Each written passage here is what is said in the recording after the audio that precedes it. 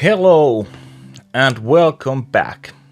Welcome back if you saw the first episode. If you didn't, then may I suggest that you go back and watch it first, because it kinda contains some important information about this episode as well. Okay, let's get started. I chose a rather clickbaity title for this one, didn't I? Why I won't use drum samples. Well, this is going to be a bit longish talk. I've been always using drum samples as the main source for the drum sounds. Ever since I started writing and recording music, which was somewhere in mid-90s. At first I was using tracker-based softwares, and eventually I started using DAWs with various different virtual instruments. At some point I was using Steven Slate drums, and nowadays I'm using this Superior Drummer 3, which is a phenomenal plugin. It's got great sounds. The options are basically endless, at least for me. It's got a great mixing engine and a mixer, and it's got great plugins in itself, like plugins for mixing. And it's got great MIDI editor as well. So I think it has it all covered, and I think it's the ultimate drum library / virtual drummer out there. So I got these great sounds in my possession, but great sounds need great performance. So the performance comes from MIDI. And to my knowledge, there's 3 ways you can do MIDI. One is, of course, you can program it with just using your mouse. Just point and click where you want the kick drum to be, point and click where you want the snare drum to go, and you can make a basic beat with nothing but your mouse. And I hate it. I hate it dearly. I think it kills all the fun. It's boring as hell. But I know that there are people who have done some pretty sophisticated drum tracks with nothing else but their mouse and lots of time and effort. So it can be done that way also. And the second way is basically one that is pretty common, and it's very convenient and easy way to get your drum track together. So you can use these ready-made MIDI loops, which are usually played by good professional drummers. And they have good flow, they have interesting things in them, things that a real drummer would do. And in fact, this Superior Drummer 3 also comes loaded with these different kind of MIDI loops and grooves and fills. And you can get like gazillion more online. But that's not the way I do it either, because using these ready-made loops, first of all, using these ready-made loops kills the fun bit, which is the most enjoyable thing for me, which is to perform and to improvise. I like to create. So what I want to do is a third way, which is to perform it yourself. So I perform perform the drums with my MIDI keyboard. Some people like to use something more suitable for finger drumming, like some sample pad or what they are called, these MPC style thingies. And you, of course, you can play like electric drums which can output MIDI. So that's a very convenient way to play drum samples. But I've always done it with MIDI keyboard, so I've gotten used to it and it works for me. So basically what I do when I need to get drums done is I always have this demo track or demo version of a song ready, and it contains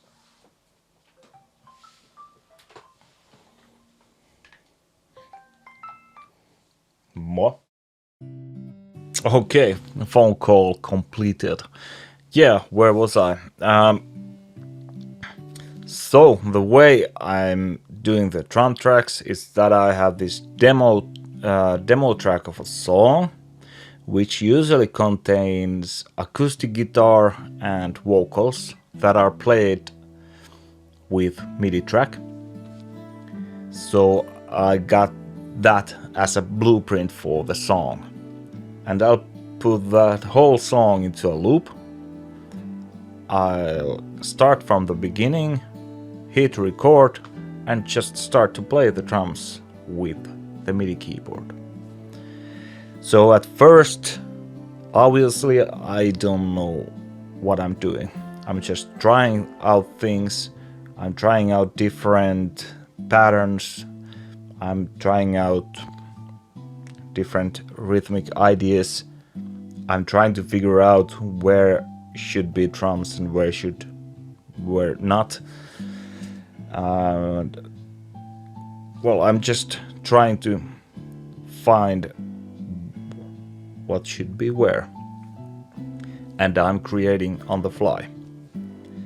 So when the song finishes, it starts to record all over again from the start, because it's in loop mode, and it will automatically start to record the second take. So now I'm a bit wiser because I've played it through one time. So I might have already some ideas what I want to do here. So the song goes on and ends and starts again. Third take, the fourth take, fifth take, and eventually I'm getting a better arrangement. I'm figuring out what should be where, and I will get these happy accidents when I'm like trying to do something, and that might spark an idea in my head that, oh, maybe I should do that kind of a thing after, let's say, after every course. So that way the track evolves, and all this time I'm playing and creating and trying to make it better. So also my performance is getting better all the time while I'm playing it. But it's not unusual for me to play the song, let's say, for 20 times in a row. So I'll have 20 takes, 20 drum takes. And well, let's say after 20th take, I'll be like, okay, that was it. That was the perfect take. I'm really happy with that. I had a great performance. I had a great arrangement. There was like very minor things that's left that wasn't perfect. So I might be feeling like this is 95% perfect. So then I'll stop, I'll go back and listen to it. I'll find the last 5% I wasn't too happy about, and I'll just cut it out and replace it with something from the previous 19 takes, because there ought to be something usable in those 19 takes.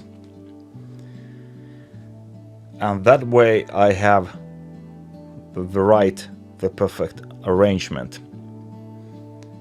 And after that I quantize it just a bit, not 100%, not 90 or 80. I usually go for something like 50%, because I want it to be just a little bit tighter, because I'm not a drummer, I'm not a keyboard warrior, I'm not a MIDI drummer professional, so I need some help in that department. And I found out that, well, it depends on the song, but usually something like 50% helps to make it tighter, and it's still I still can keep the feel I've injected in it, meaning the push and pull motion of the drums is still retained. And that's another reason why I don't like to use these ready-made MIDI loops, because it doesn't matter if the MIDI loops are performed by drummers who are 100 times better at playing drums than I am at playing MIDI drums. It doesn't matter if the pattern is just right for your song or for the part of your song. Because there's still the feel and flow and groove the drummer is putting into his or her playing. So it might be grooving, but it might be grooving in totally wrong way, so it doesn't kind of work in your song. And that's something I found out, that it's much easier for me to try and inject that bit of the playing or the performance into it by myself. So yeah, that's the way I'll do MIDI drums, and that's the way I use drum samples. So, but hey, now you might be thinking that, well, wasn't this video about why I won't use drum samples? Because now I've gone to a great lengths to tell you just how I'm getting great results with drum samples. Well, yeah, the results are great, but for me, for the kind of music and the kind of sound I'm after, there is one thing missing. It's one thing that has, well, it's been chewing in the back of my head for the last 10 years, I think. It's been bugging the hell out of me, and it's the thing that's so very hard to point your finger at. Because if I have these great sounds that comes from the drum library, and if I have this great performance that I've poured my heart into it, so great performance, great sounds, what is missing? There is no connection between these two. You know? Think about it. These are samples from the individual drums that are being sampled. And this is just a code to tell what samples to play and when. So, there is not a single microphone in the room that's recording the performance. So I think the missing thing is the sound of the recorded performance. And you might think that this is a bit vague concept, and you might think that I'm full of shit. And you might be right, I might be full of shit. But this is something I've been looking into quite a lot lately, and it's a thing I've kind of narrowed down, that here is a problem. Here's a problem that's been always bugging me, but I haven't really know how to point the finger to it or at it. Because let's say I go to a rehearsal place, our rehearsal room, and I go behind the drum kit and start to play it and record it with just one microphone in the room. And I'm not a drummer, I'm not even a decent drummer, and drums can be whatever, basically. And if I'm using one microphone, I'll just record it, and then I'll go back and listen to it, and instantly there is this sound of a performance. It's the sound of somebody playing the goddamn drums. It's like I said, it's very hard to point your finger at it. But the drums are one instrument. But the samples are only individual drums. So there's not a, like I said, there's not a single microphone in the room capturing the whole thing. So that's something to be said about a real performance recorded in a real environment. And that's a thing that's been missing, that I've missed. So for a very long time. I know that at some genres or some kind of productions where you're going for certain sounds that might not be important for you. But I think things I'm going for, that is the most important thing. So that's why I won't be using drum samples, at least now. So what I'm gonna do, you might ask,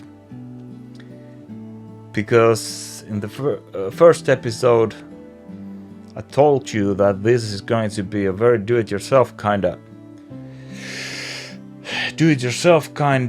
thing, and I'm going to perform, record and mix everything by myself, and I'm gonna record everything in this room.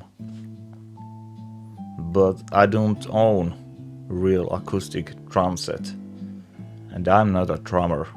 Well, I love to play drums. I can manage to play drums a bit. But what I'm gonna do if I'm not gonna use drum samples?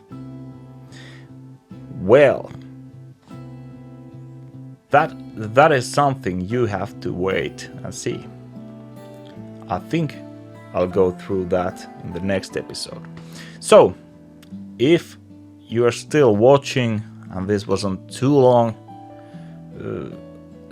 of a babble, then maybe you really like this kind of content. And maybe you like to hit the subscribe and the bell icon and give me a thumbs up. Like I said in the first episode, so that I'll know I'm not the only one watching this. And please leave a comment about your experience when it comes to using drum samples versus recording real drums. But please do not start a war. Yeah, that's all. Cheese!